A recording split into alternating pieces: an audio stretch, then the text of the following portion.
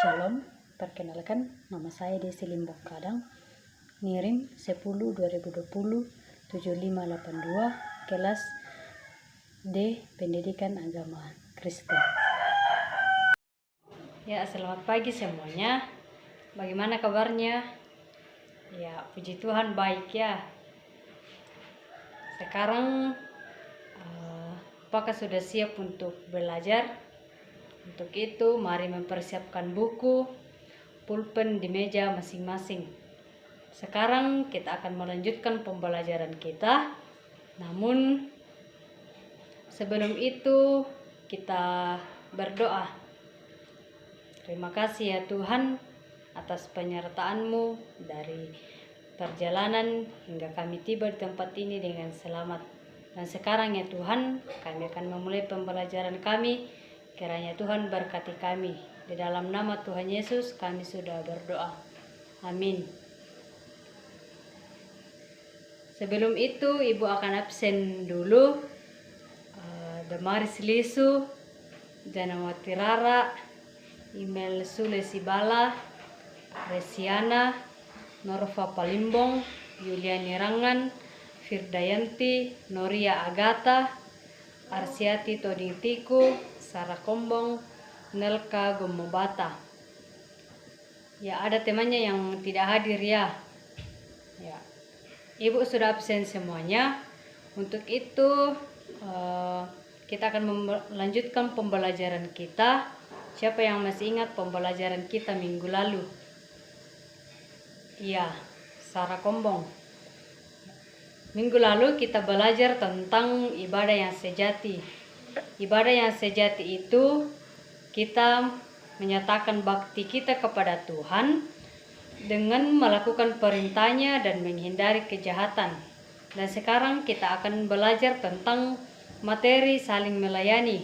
Untuk itu kita membaca dari kitab 2 Timotius pasal 4 ayat 1 hingga ayatnya yang kedua.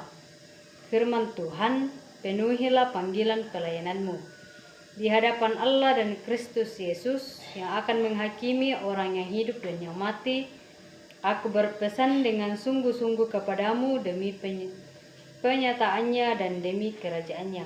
Beritakanlah firman, siap sedialah baik atau tidak baik waktunya, nyatakanlah apa yang salah, tegurlah dan nasihatilah dengan segala kesabaran dan pengajaran. Untuk itu, capaian pembelajaran kita pada hari ini yaitu membangun relasi yang baik antar sesama sebagai wujud telah melayani sebagai tanda menjadi milik Kristus. Adapun tujuan pembelajaran kita ada 3, yaitu yang pertama, melaksanakan pelayanan sebagai wujud telah menerima Allah yang dapat mengampuni dan menyelamatkan di dalam Yesus Kristus. Yang kedua, menunjukkan kesediaan mau melayani sesama. Yang ketiga, menjelaskan arti melayani sebagai tanda menjadi milik Kristus. Ya, kita sudah membaca dari kitab 2 Timotius tadi, 2 Timotius 4 ayat 1 hingga ayat yang kedua, yang berisi tentang pesan dari Paulus kepada Timotius tentang bagaimana pentingnya ketaatan pada panggilan Tuhan. Paulus menekankan bahwa setiap orang percaya dipanggil untuk bersaksi bagi Tuhan dan harus mempersiapkan diri dengan baik untuk memberitakan firman Tuhan. Dan untuk kitab Roma pasal 12 ayat 11, itu akan menjadi tugas bagi anak-anak semua, dibaca di rumah dan tuliskan apa bunyi dari Roma pasal 12 ayat 11.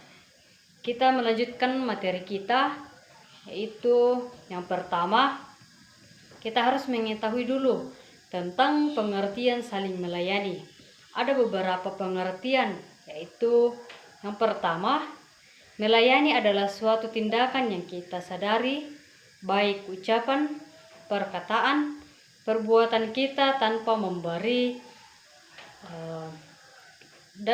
pertolongan kepada orang lain dengan tulus ikhlas. Yang kedua, Dapat melayani merupakan suatu kehormatan, melakukannya dengan kesungguhan hati, tanpa pamrih dan tidak mengharapkan imbalan. Jadi kita bisa simpulkan bahwa melayani adalah suatu kegiatan membantu orang lain atau membantu orang lain tanpa memberikan diri untuk menolong dan membantu orang lain. Seperti Yesus datang ke dunia, tujuannya adalah untuk melayani.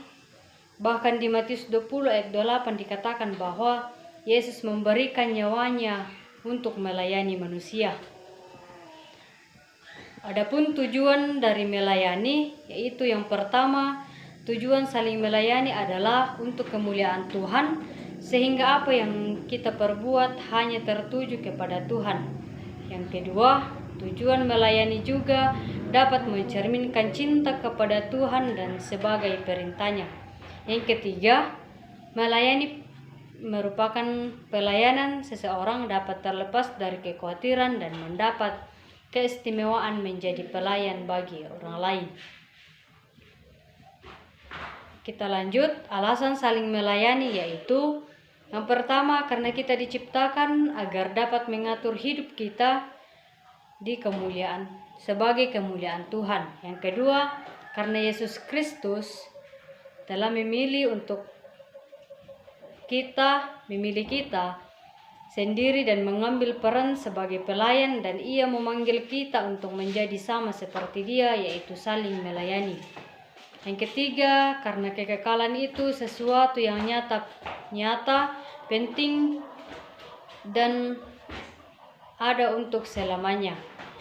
Adapun contoh saling melayani, yaitu anak-anak sudah melakukan contoh saling melayani. Yang pertama, membantu orang yang kesulitan atau membantu teman di kelas. Yang kedua, membantu korban bencana alam. Yang ketiga, menolong orang yang membutuhkan bantuan. Yang keempat, bersikap jujur untuk mempunyai banyak teman. Yang kelima, menghormati orang tua, bapak dan ibu guru di sekolah dan atau orang yang ditemui di jalan. Yang terakhir, mematuhi peraturan baik di rumah maupun di sekolah.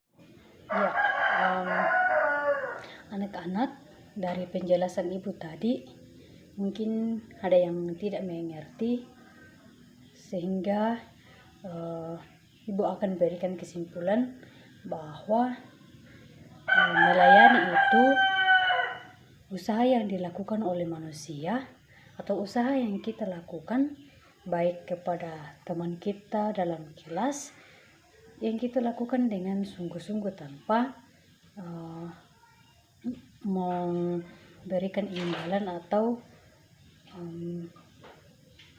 menunggu imbalan dari teman-teman kita untuk memberikan upah buat kita untuk melayani.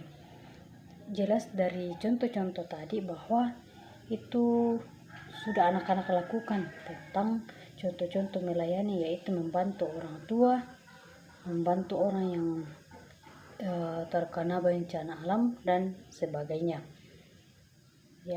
Jadi itulah kesimpulan dari materi kita. Mungkin ada yang ingin bertanya? Kalau tidak ada, demikianlah pembelajaran kita pada hari ini, dan kita akan melanjutkan pembelajaran kita minggu depan. Dan untuk itu, mari kita akhiri pembelajaran kita berdoa. Terima kasih ya Tuhan atas penyertaan-Mu mulai dari awal, pertengahan hingga berakhirnya pembelajaran kami. Dan sekarang kami akan pulang, kiranya Tuhan berkati kami sehingga kami tiba di rumah kami dengan selamat. Di dalam nama Tuhan Yesus kami sudah berdoa. Amin. Demikianlah pembelajaran kita pada hari ini. Sampai jumpa minggu depan. Tuhan Yesus memberkati.